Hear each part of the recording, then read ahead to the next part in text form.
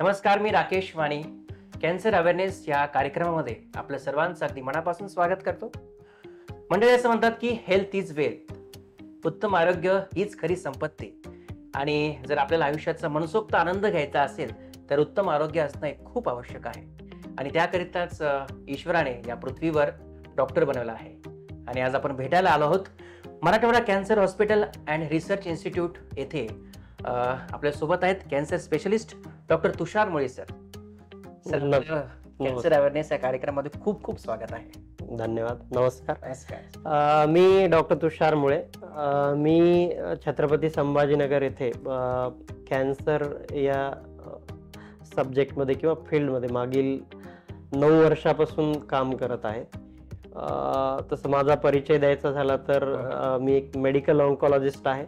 म्हणजे यामध्ये जे कॅन्सर असतात तर त्याच्यामध्ये कॅन्सरची जी आपण ट्रीटमेंट करतो, मेडिकल ट्रीटमेंट, ज्याच्यामध्ये किमोथेरपीज असतील, टार्गेटेड थेरपीज असतील, इम्युनोथेरपीज असतील, विविध प्रकारच्या जेनेटिक टेस्ट असतील, मॉलिक्युलर टेस्ट असतील, कॅन्सरचं डायग्नोसिस आणि त्याला पुढे कुठल्या पद्धतीने ट्रीटमेंट करायचं, कुठला सिक्वेन्स फॉलो केला पाहिजे जेणेकरून पेशंटला आउटकम जो आहे तो सगळ्यात उत्तम परिणामकारक रिझल्ट आपल्या समोर येईल, याचं प्लॅनिंग करायचं जे काम असतं हे मेडिकल ऑन्कॉलॉजिस्ट करतात. आणि त्या क्षेत्रामध्ये मी मागच्या 9 वर्षापासून काम करत आहे. तर डॉक्टर मला सांगा की किडनी कॅन्सर म्हणजे काय?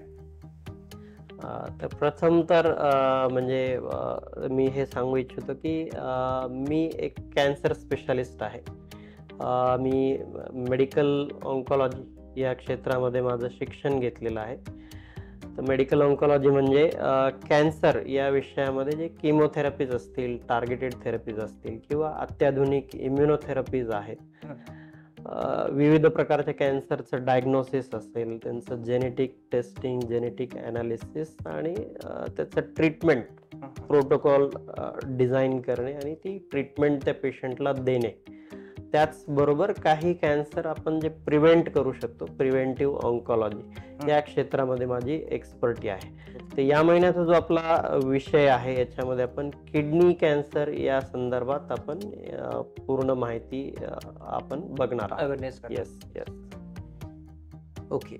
तर एक्झॅक्टली माझा प्रश्न तोच आहे की हा किडनी कॅन्सर कसा उद्भवतो? किडनी कॅन्सर म्हणजे कुठल्याही प्रकारचा कॅन्सर जो आहे शरीरामध्ये हा का आणि कशा पद्धतीने उद्भवतो.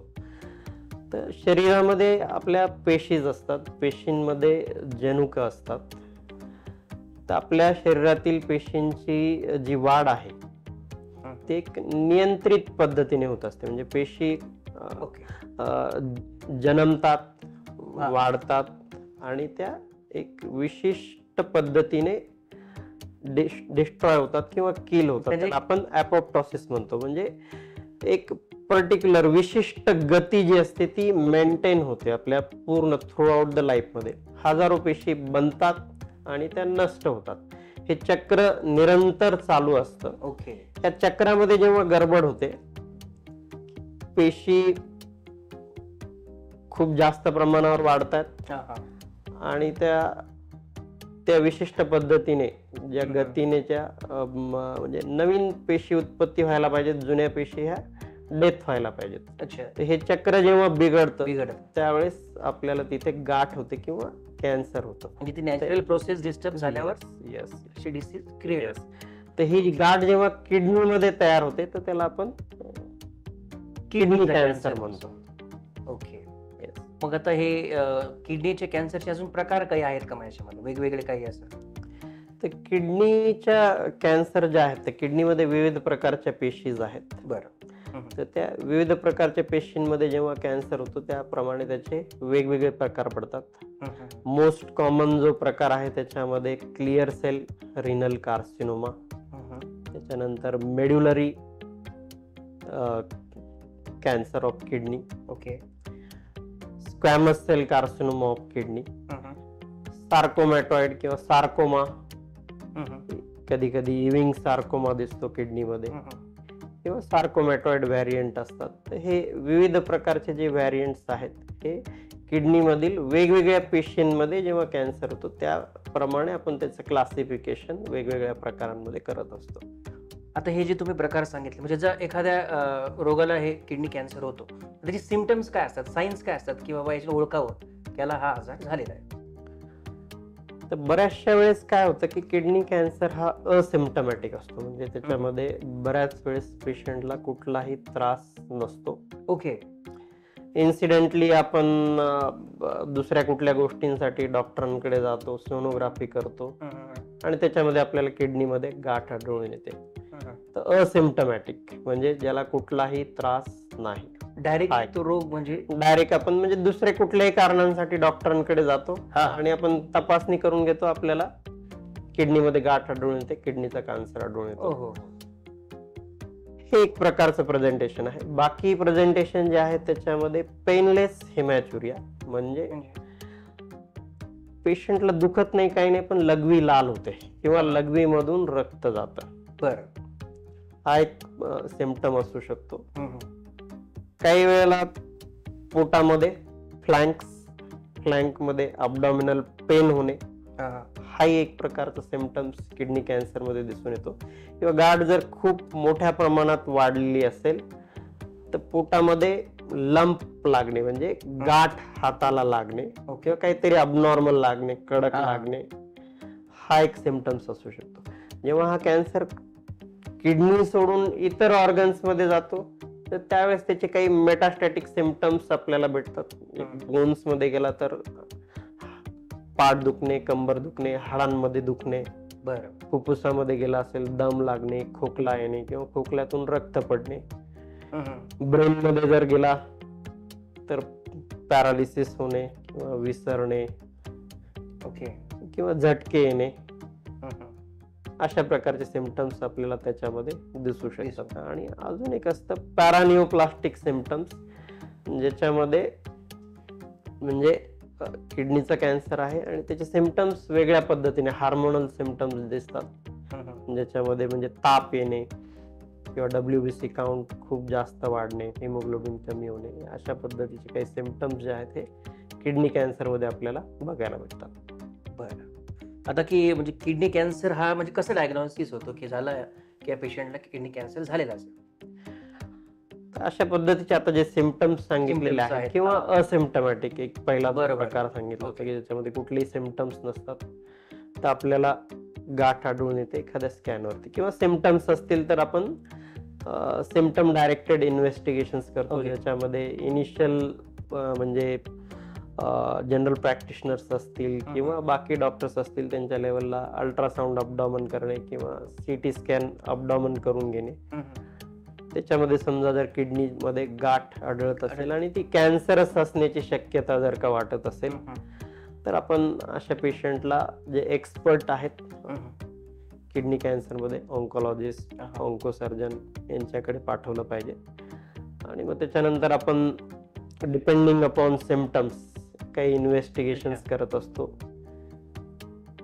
CT स्कॅन असेल अबडॉमनचा आणि छातीचा, किंवा MRI अबडॉमन, किंवा काही केसेसमध्ये आपण पेट स्कॅनही करतो. ओके. आणि हे सगळं बघितल्यानंतर त्याची स्टेज ठरवत असतो. जर का तो आजार फक्त किडनीशीच निगडित असेल, किडनी पासून इतरत्र पसरलेला नसेल, तर बऱ्याच वेळेस आपण त्याची बायोप्सी करत नाही, त्याला आपण डायरेक्ट सर्जरी करतो. बायोप्सी एक्झॅक्ट थोडं काय एक्सप्लेन? बायोप्सी म्हणजे त्याचं एक जी गाठ आहे त्याच्यामध्ये सुई टाकून तुकडा घेणे, ओके, आणि ते एक्झामिनेशन साठी पाठवणे. बरं. तर हे किडनीशीच फक्त तेवढ्या पुरतं असेल तर बऱ्याच वेळेस आपण बायोप्सी अवॉइड करतो, आणि कारण की ते स्टेज त्याची अपस्टेज होते, त्याला डायरेक्ट सर्जरी करतो. किंवा आजार जर इतरत्र पसरलेला असेल, किडनीच्या बाहेर असेल, तर त्यावेळेस आपण त्याच्यामध्ये अगोदर बायोप्सी करतो. बरं. आणि बायोप्सी करून त्याचे काय रिपोर्ट्स असतील त्या अनुषंगाने आपण पुढचा निर्णय घेतो. म्हणजे उपचार पद्धतीमध्ये काय काय येतात? तर एक सर्जरी एक झाली, अजून काय काय सांगते? उपचार पद्धतीमध्ये हे त्याचं स्टेज कुठला स्टेजनुसार त्याच्यावरती उपचार पद्धती अवलंबून असते. बरं. जर साधारणपणे किडनीशीच फक्त निगडित असेल तर आपण जनरली त्याच्यामध्ये रॅडिकल नेफ्रेक्टोमी म्हणजे सर्जरी हा एक ऑप्शन असतो.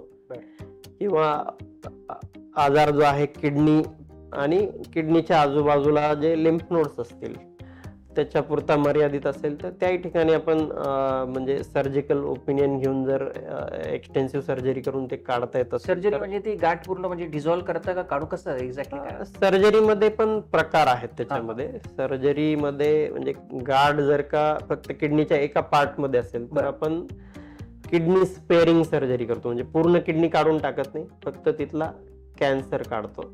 आणि गाठ जर बऱ्यापैकी जास्त प्रमाणामध्ये किडनीला इन्व्हॉल्व करत असेल तर आपण पूर्णपणे किडनी सुद्धा काढून टाकतो. सर कॅन्सर जसं तुम्ही आता सांगितलं की कॅन्सर, आणि ही सर्जरी जी आहे ती म्हणजे लॅप्रोस्कोपिक पद्धतीने सुद्धा करता येते. लॅप्रोस्कोपिक, रोबोटिक किंवा open surgery. Okay okay. Yes.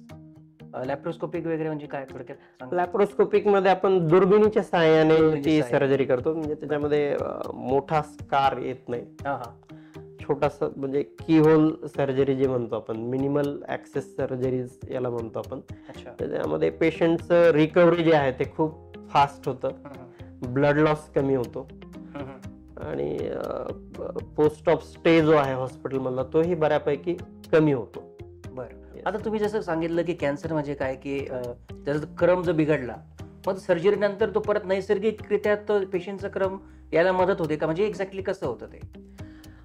Initial stages मध्ये जर का कॅन्सर असेल, अर्ली स्टेजेस मध्ये, तर आपण बऱ्याच ठिकाणी वाचतो, बऱ्याच ठिकाणी आपण ऐकलेले असतं, न्यूजपेपर असतील किंवा तुमचं टीव्हीवरती आपण बरेचसे हेल्थ प्रोग्राम्स बघत असतो. त्याच्यामध्ये अवेअरनेस आता भरपूर प्रमाणात म्हणजे पब्लिक अवेअरनेस आहे आणि आपला हातचा जो प्रोग्राम आहे हा त्याच्या संदर्भात एक पार्ट आहे की पब्लिक अवेअरनेस साठी आपण सगळं करतोय. Early stage cancer is always curable, तो बरा होतो. ओके, बरोबर. तर पहिल्या स्टेज मध्ये, दुसऱ्या स्टेज मध्ये जर का कॅन्सर असेल तर तो पूर्णपणे बरा होतो. बरोबर. म्हणून ती सर्जरी करून आपण अर्ली स्टेज मधला जर कॅन्सर काढून टाकला तर तो हाय कॅन्सर, त्याला काही अपवाद नाही. ओके. तर हा जो म्हणजे किडनी कॅन्सर होणं किंवा कोणता आजारच होऊ नये, तर माझं प्रेक्षकही बघतायत सगळे की काय करायला पाहिजे, एक्झॅक्टली आपली लाईफस्टाईल कशी हवी किंवा अजून काय करता येईल आपल्याला?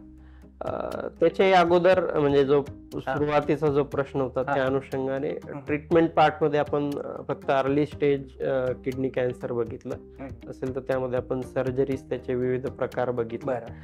जर का ऍडव्हान्स कॅन्सर असेल, म्हणजे तिसऱ्या स्टेजचा म्हणता येईल का कसं? तिसऱ्या स्टेजचा किंवा चौथ्या स्टेजचा जर का कॅन्सर असेल, तिसऱ्या स्टेज पर्यंत आपण सर्जरी करू शकतो. चौथ्या स्टेज मध्येही आजकाल म्हणजे किडनीचे जे कॅन्सर आहेत त्यामध्ये सिंगल छोटा मोठा म्हणजे मेटास्टॅटिक फोकस जर का आपल्याला लंग मध्ये किंवा इतरत्र कुठे दिसतोय तर त्यामध्ये सुद्धा आपण आजकाल सर्जरी करून त्याला ऍडव्हान्स इम्युनोथेरपी जे आहेत ते ऍडज्युएंट सेटिंग मध्ये, म्हणजे ऑपरेशन झाल्याच्या नंतरची जी सेटिंग असते किंवा आजार परत येऊ नये किंवा आला तर लेट यावा, बरं, त्यासाठी त्या पद्धतीने अगदी स्टेज 4 कॅन्सर मध्ये सुद्धा आपण सर्जरी किडनी कॅन्सर मध्ये करू शकतो.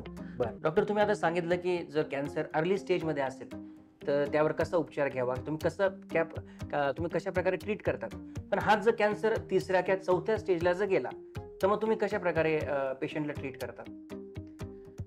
तिसऱ्या किंवा चौथ्या स्टेज मध्ये जरी असेल किडनी कॅन्सर तर तिसऱ्या स्टेज मध्ये सुद्धा आपण सर्जरी करतो.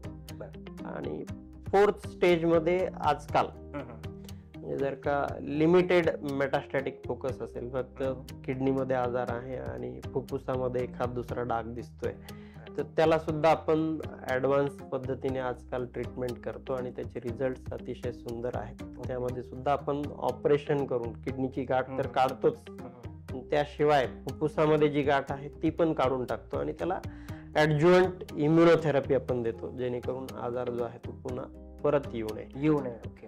आणि जर खूप एक्सटेन्सिव्ह मेटास्टेसिस असेल, खूपच म्हणजे फुफ्फुसात आहे, लिव्हर मध्ये आहे, इकडे तिकडे हाडांमध्ये आहे, तर त्या केसेस मध्ये आपल्याला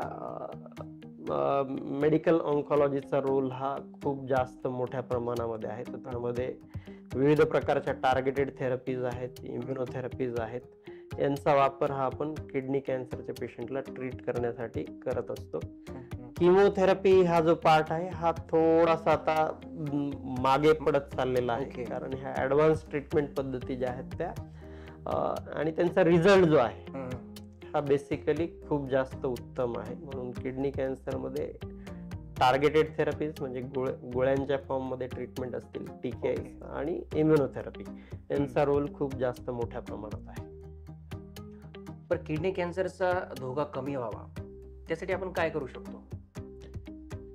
बेसिकली त्यासाठी आपण अगोदर म्हणजे किडनी कॅन्सर होण्याचे काय रिस्क फॅक्टर आहेत ते आपण बघितलं पाहिजे. तर रिस्क फॅक्टर मध्ये ओबेसिटी आहे, स्थूलपणा, लठ्ठपणा, सिडेंटरी लाईफस्टाईल आहे, स्मोकिंग आहे, अल्कोहोलिझम आहे. तर हे सगळे कारण जे आहेत याच्यामध्ये किडनी कॅन्सर होण्याचा धोका हा वाढतो. तर आपण ह्या सगळ्या गोष्टी जर का अवॉइड केल्या तर बेसिकली रिस्क जी आहे ती कमी होते. म्हणजे सिडेंटरी लाईफस्टाईल आपण अवॉइड केली पाहिजे. म्हणजे बाहेरचं खाणं पिणं वगैरे, बैठे कामं जे आहेत, ओके, एक ठिकाणी बसून काम करणे, शारीरिक व्यायामाचा अभाव असणे, धूम्रपान असेल, अल्कोहोल असेल, ह्या गोष्टी आपण अवॉइड केल्या पाहिजेत. तर ह्या अवॉइड केल्याने आपली रिस्क जी वाढलेली आहे ती कमी नॉर्मल होऊन जाते. म्हणजे थोडक्यात तुम्हाला असं म्हणायचं की व्यसनांपासून दूर राहा आणि तुमची दिनचर्या जी आहे ती व्यवस्थित करा. Yes, physical activity is very important. Physical activities दररोज नियमित व्यायाम करणे आवश्यक आहे. ओके, तर धन्यवाद डॉक्टर, तुम्ही अगदी वेळात वेळ काढून आजच्या ह्या कॅन्सर अवेअरनेस कार्यक्रमामध्ये तुमचं अमूल्य असं मार्गदर्शन आम्हाला आणि आमच्या प्रेक्षकांना दिलं. आपलं खूप खूप आभार. तर प्रेक्षक हो, धन्यवाद सर. तर प्रेक्षक हो, तुम्ही नेहमी आनंदी राहा, निरोगी राहा. पण डॉक्टरांनी आता जे काही लक्षणं सांगितले, जर तुम्हाला काही ते लक्षणं आढळून आली तर तज्ज्ञ डॉक्टरांचा तुम्ही सल्ला घ्या, तुम्ही उपचार करून घ्या, निरोगी राहा आणि आनंदी राहा. धन्यवाद.